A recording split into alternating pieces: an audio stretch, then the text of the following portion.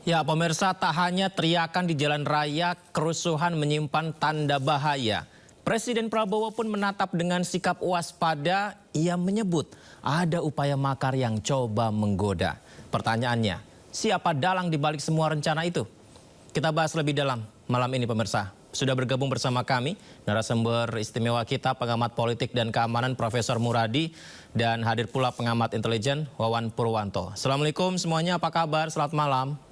Waalaikumsalam Mas Yudi, Mas Wawan, apa kabar? Ya, Pak Muradi baik. Ya.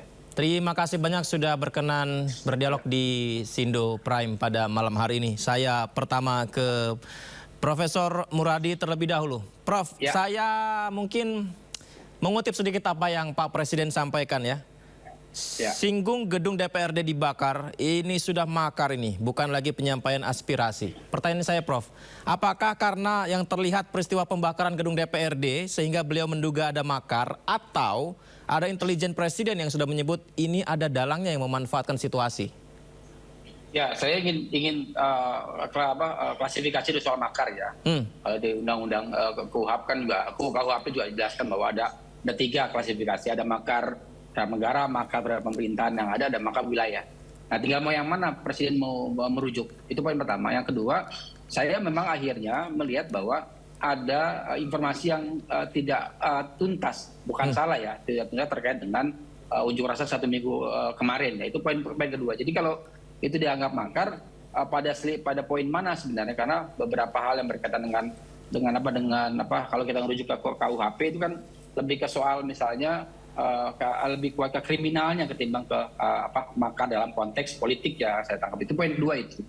Nah, poin ketiga kalau ingin kemudian itu dikaitkan bisa saja misalnya kami kemudian pertanyaan berikutnya, apakah publik yang melakukan itu menyasar untuk kemudian mendorong proses penguasaan wilayah, atau misalnya berkaitan dengan apakah kemudian membuat presiden wakil presiden tidak dapat bekerja dengan baik. Atau yang ketiga misalnya apakah makar tersebut dilakukan dalam konteks misalnya untuk membuat menjadikan pemerintahan yang ada itu tidak berjalan dengan efektif. Saya sih melihatnya kalau dalam pengamatan saya dan 5, 6, 7 hari terakhir justru kemudian itu lebih banyak ngarah pada bukan pada konteks negara. Walaupun nanti mungkin Mas Wawan bisa menjelaskan bagaimana memahami negara dalam konteks misalnya pendekatan intelijen ya. Tapi dalam bahasa di KUHP itu tidak menyatakan bahwa apa yang disampaikan Pak Presiden itu masuk dalam kategori makar itu sendiri gitu, Mas Yudi. Nah, Pak Wawan, ini yang disampaikan Presiden tersebut tentang makar. Tapi kalau Anda sendiri melihat, apakah ini sesuai dengan analisa Anda? Pemerintah akan melihat ke arah situ? Atau justru sebenarnya ini ya karena kemarahan publik, kemarahan rakyat saja karena apa yang dirasakan selama ini? Ya, kalau ada penghasutan, ada upaya penyebaran kebencian, ada upaya mendowngrade trust publik kepada pemerintah, ini lantas kalau dibiarkan mereka akan lebih berani melawan dan mengarah kepada penghancuran sistem. Dan inilah maka ada upaya-upaya mendowngrade nama baik dari pemerintah di mata publik. Disitulah maka muncul ada pandangan-pandangan bahwa ini sudah mengarah ke makar. Dan kita sadari bahwa ini kan sudah banyak sekali melenceng dari arah yang awal di mana mereka memprotes adanya pemberian tunjangan kepada anggota DPR. Tapi kemudian melebar justru ke arah anarkis yang sebetulnya tidak perlu terjadi, perusakan kepentingan publik yang lebih luas, kemudian pembakaran, bahkan penjarahan kepada pejabat maupun juga kepada anggota DPR.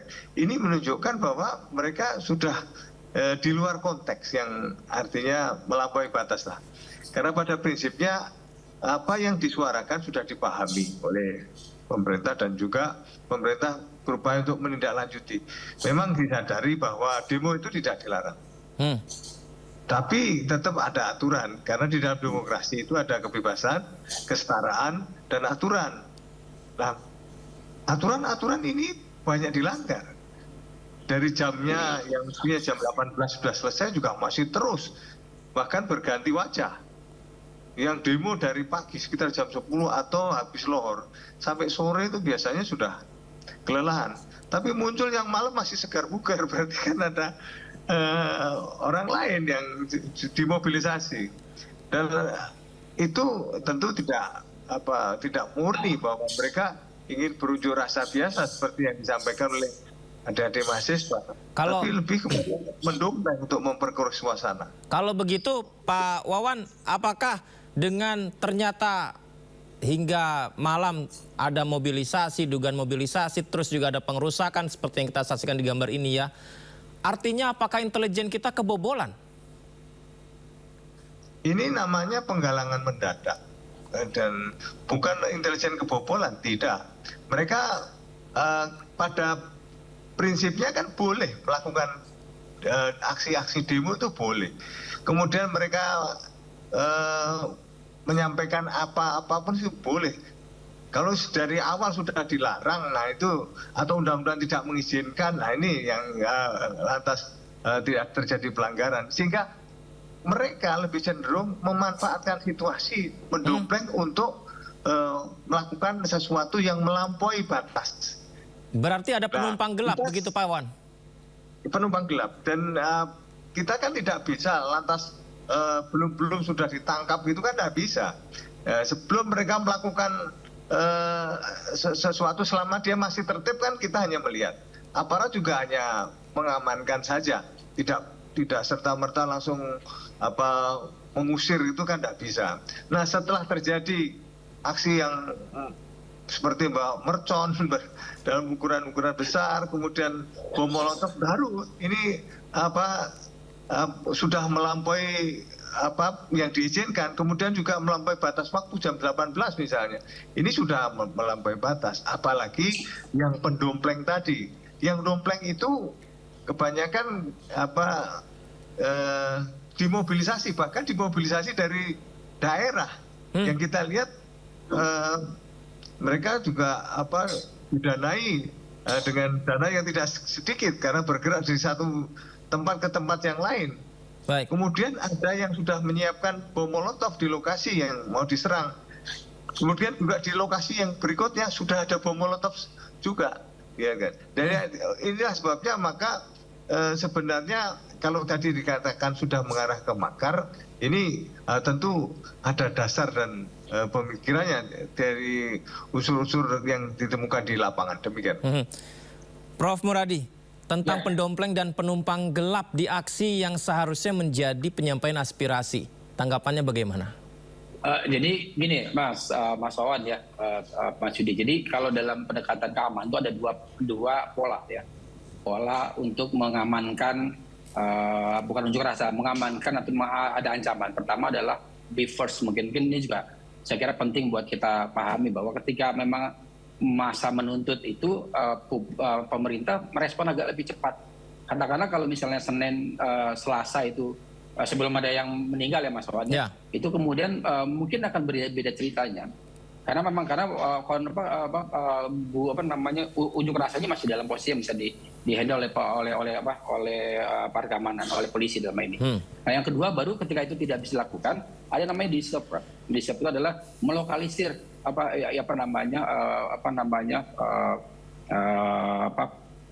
efek dari unjuk rasa itu kemudian dalam posisi yang bisa dikendalikan.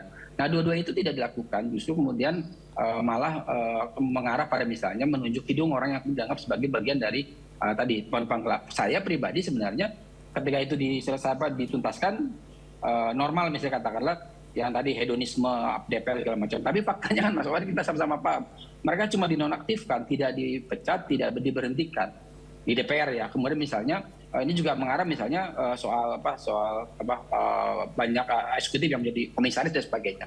Saya ingin katakan bahwa kita akan fokus dulu di unjuk rasanya.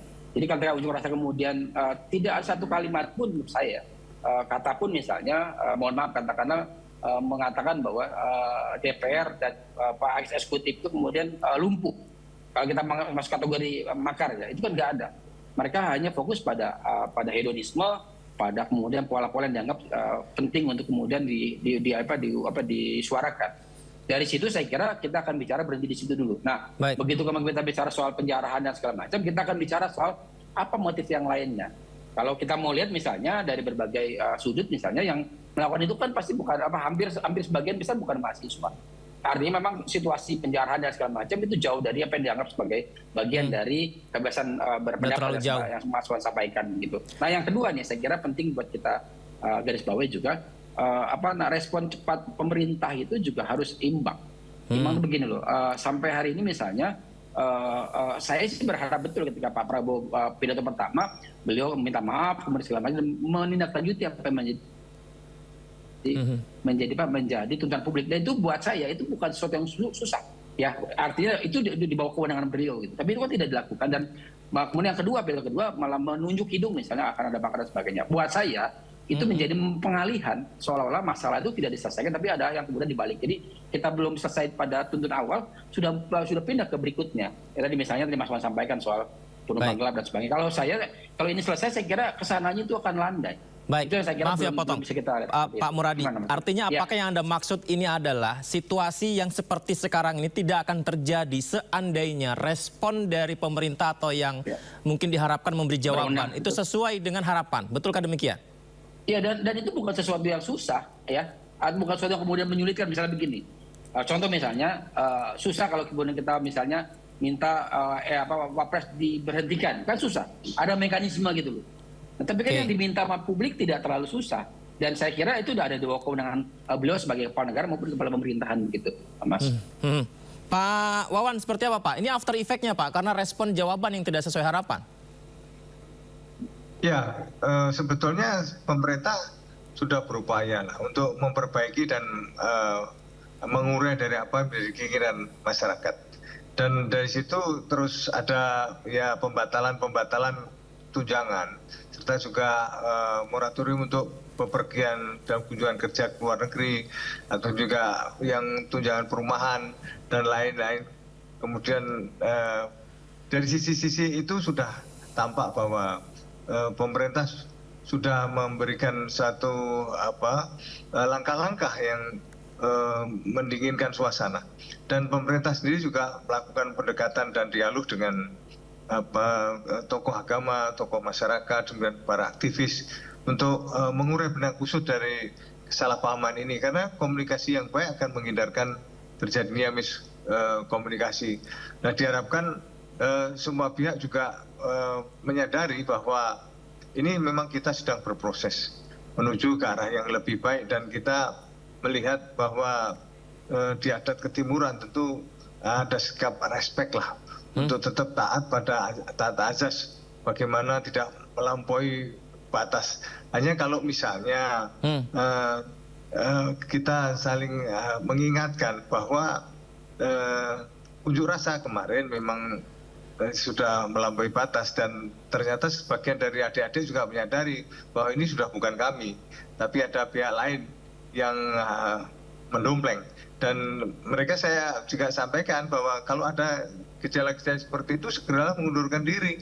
Artinya tidak meneruskan, karena nanti bisa menjadi korban dan bisa juga menjadi terkena tindakan hukum andai kata nanti lantas ada saksi maupun tertangkap kamera. Ini yang sebetulnya kita juga apresiasi terhadap respon cepat dari semua pihak yang tetap berupaya meredakan ketegangan, dan juga pemerintah mengambil sikap untuk menindak tegas kesalahan-kesalahan aparat ketika melakukan langkah-langkah seperti kendaraan rantis yang menabrak. Semuanya ini adalah upaya untuk mengurai dari semuanya ini supaya terjadi peredaan ketegangan. Bicara soal upaya, Pak Wawan dan juga Pak Muradi bicara soal upaya, ini ada salah satu upaya yang juga kita akan lihat dari Presiden Prabowo Subianto menggelar pertemuan dengan sejumlah tokoh lintas agama di Istana Kepresidenan Jakarta kemarin. Selain pertemuan, para tokoh agama juga menggelar doa bersama. Kita lihat bersama informasinya. Jadi Pak Wawan, Pak Muradi dan pemirsa, sejumlah tokoh agama ini datang ke Istana Presiden seperti yang kita lihat ini ya, Ketua Umum Pengurus Besar Nahdlatul Ulama Yahya Khalil Stakuf. Kemudian juga ada Mohaimin Iskandar, Bante Kamsai Sumano Mahatera, hingga juga ada penasihat gereja Bethel Injil Nusantara, Pendeta John Lokolo, serta tokoh lintas agama lainnya. Kedatangan tokoh-tokoh ini memenuhi undangan langsung Presiden Prabowo Subianto setelah sebelumnya juga menghadiri pertemuan Presiden dengan 16 ormas Islam beberapa hari lalu. Dan dalam pertemuan para tokoh lintas agama berkoordinasi menyampaikan aspirasi kepada Presiden Prabowo Subianto. Kami diundang bersama semua ormas. Kalau memang 2 hari yang lalu kan 16 ormas Islam menghadap di Hambalang, dan ini diundang semua ormas keagamaan baik Muslim maupun Sekarang koordinasi menyampaikan menyempurnakan penyampaian aspirasi masyarakat seperti yang dilakukan kemarin. Dan juga bagaimana berkoordinasi untuk baru mengatasi keadaan memulihkan. Kita lanjutkan dialog kita, Pak Muradi. Ini kalau kita lihat perkembangan terkininya ya Pak Muradi.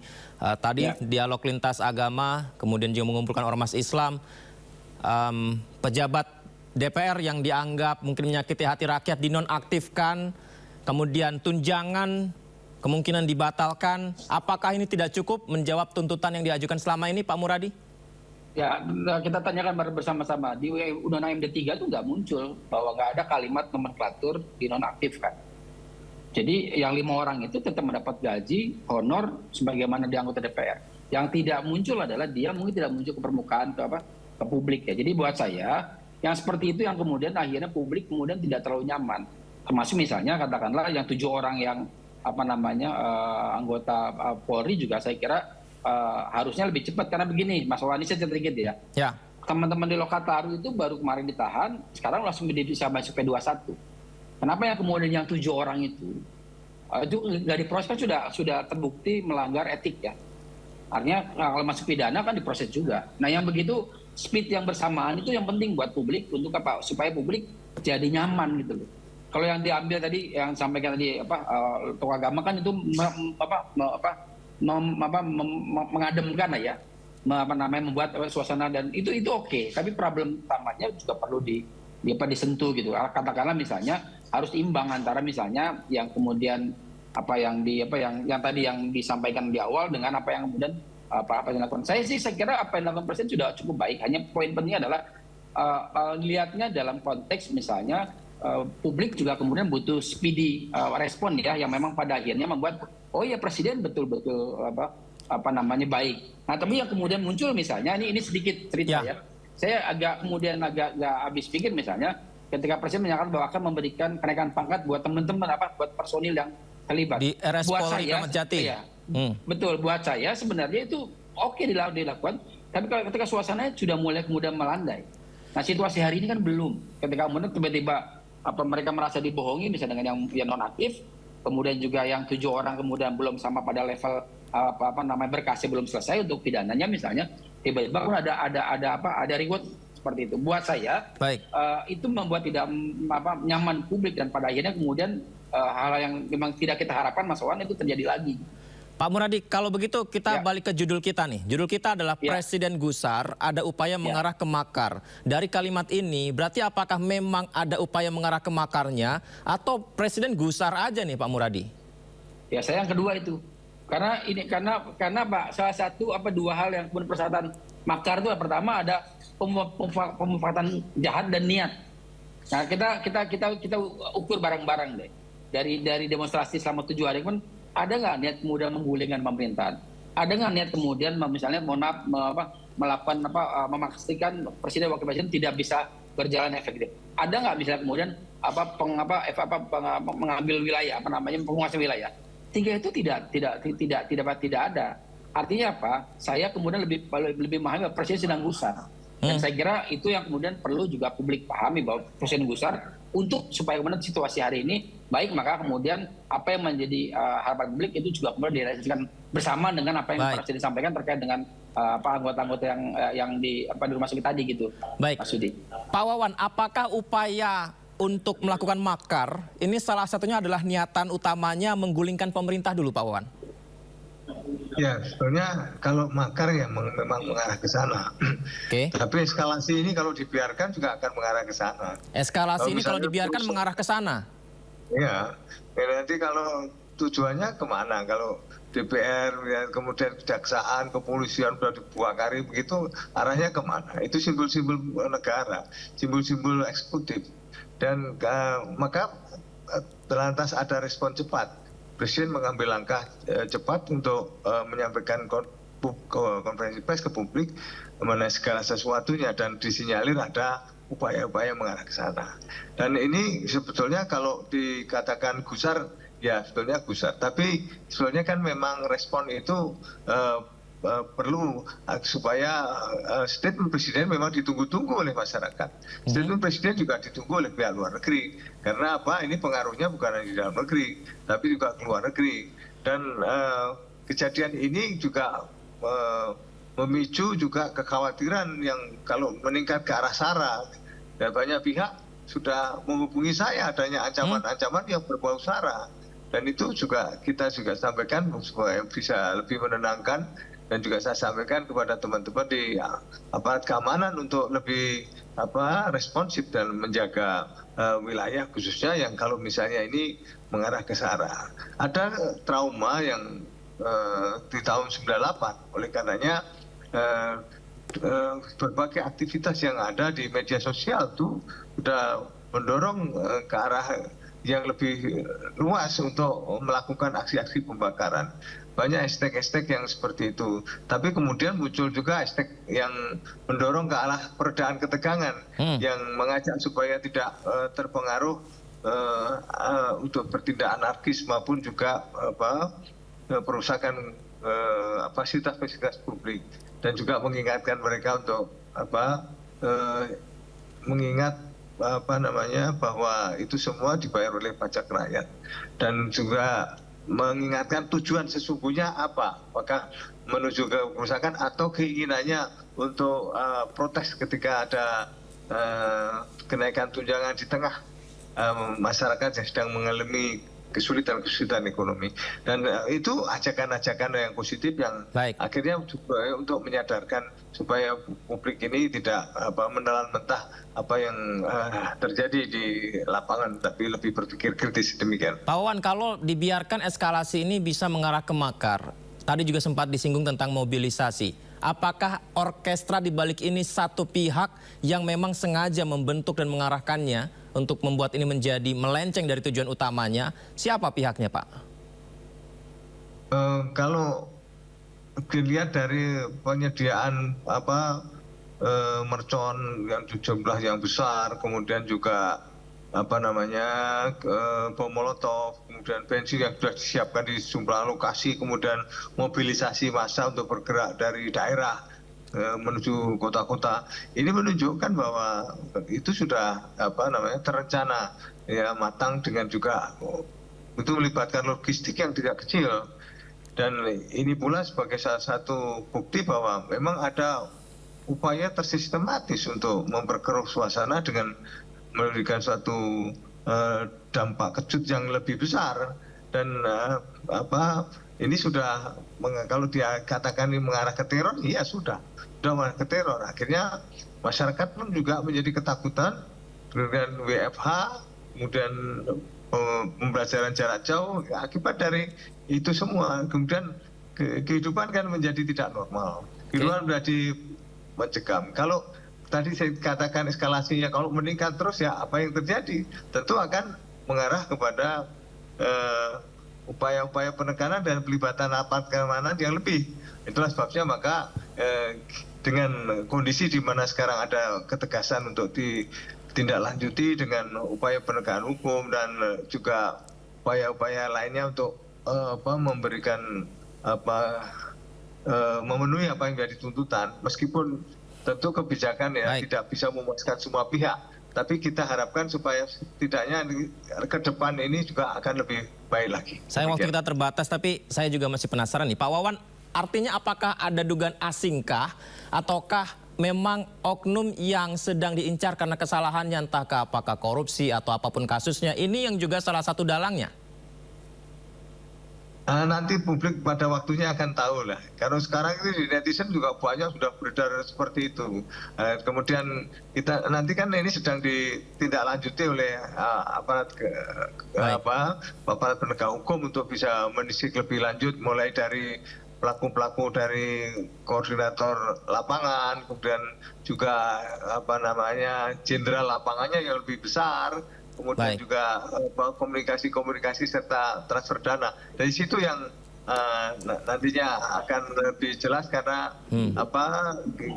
jangan ngomong kalau nggak ada bukti kan, seperti itu kan. Siap. Oleh karenanya nanti kita lihat apa yang terjadi setelah ini semua didalami oleh pihak penegak hukum. Demikian. Baik, terakhir ke Pak Muradi. Kalau dibiarkan eskalasinya bisa meningkat dan bisa saja potensi makar itu memang bisa terjadi. Ada penumpang gelap di sini ketika mungkin jawaban yang tidak diinginkan diharapkan didapatkan, tapi ada penyusup yang masuk. Nah, kalau Pak Muradi melihat seperti apa? Berarti kan menjadi alat ke depan.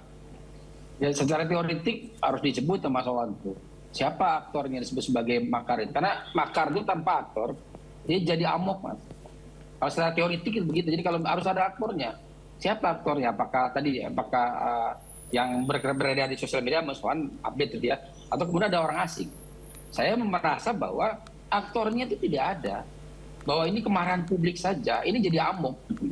Makanya kemudian negara harus bisa jauh lebih bisa wise ya, lebih bijak untuk membaca apa yang menjadi keinginan publik. Dari situ saya kira ya dari yang disampaikan tadi, saya sampai hari ini menunggu sebenarnya analisa itu apakah berdasar pada misalnya temuan intelijen di lapangan atau hanya persepsi. Karena kalau yang kemudian dari banyak hal yang saya pelajari hari ini, saya mengamati hari ini, saya tidak melihat bahwa ada aktor yang kemudian secara sembunyi terlibat. Bahwa kemudian misalnya ada mobilisasi dan segala macam, jangan lupa bahwa di beberapa pernyataan dari sosial media dari teman-teman yang rumahnya di Jara itu juga merasa bahwa mereka juga menjadi korban dari misalnya persaingan di internal mereka sendiri misalnya. Ini yang saya kira juga murah untuk menyediakan bom molotov, itu nggak susah, maka kita sama paham itu. Tapi kalau misalnya kemudian amok itu makar itu ada, ya aktornya harus dimunculkan. Itu yang saya kira publik tunggu, supaya kemudian apa yang menjadi kehendak dari awal tadi itu bisa kemudian apple to apple kita diskusikan di hari ini gitu. Baik. Semoga saja ke depan ya apapun itu, terima kasih. Semoga Indonesia ini bisa lebih baik lagi ya Pak ya. Lebih aman, nyaman. Karena kemarin ketika peristiwa tersebut kami jurnalis juga sampai ada yang nggak bisa pulang, kemudian tetap liputan di lapangan sampai mata benar-benar pedih begitu Pak. Tapi ya semoga ke depan aman, nyaman ya, dan diberikan yang terbaik oleh Presiden. Terima kasih Prof. Muradi, Pak Wawan sudah bergabung bersama kami. Nanti kita izin bisa berdialog kembali. Selamat malam. Assalamualaikum. Pemirsa, gelombang aksi unjuk rasa di Jakarta dan sejumlah daerah sepekan terakhir ini melahirkan sejumlah tuntutan kepada pemerintah terkait perbaikan tata kelola birokrasi dan penegakan hukum. Koalisi Sipil mencatat ada 17+8 tuntutan rakyat. Jadi ini adalah 17+8 tuntutan rakyat hingga 5 September 2025. Tarik TNI dan pengamanan sipil, bentuk tim investigasi kematian Afan Kurniawan, bekukan kenaikan tunjangan gaji dan fasilitas baru. DPR publikasikan transparansi anggaran, dorong badan kehormatan, periksa anggota bermasalah, pecat sanksi kader parpol tidak etis.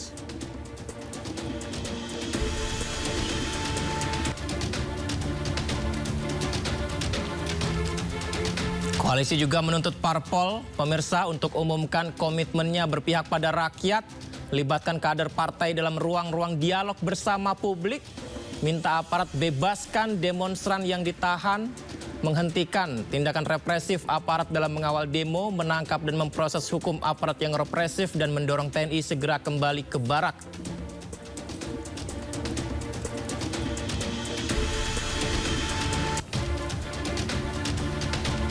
Kita lanjutkan 17+8 tuntutan rakyat.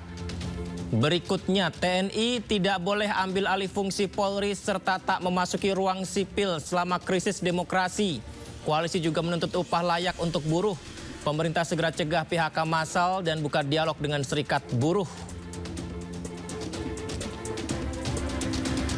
Dan pemirsa, 8 tuntutan sisanya harus diselesaikan dalam setahun, yakni reformasi besar-besaran DPR, parpol, dan sektor perpajakan, serta RUU perampasan aset.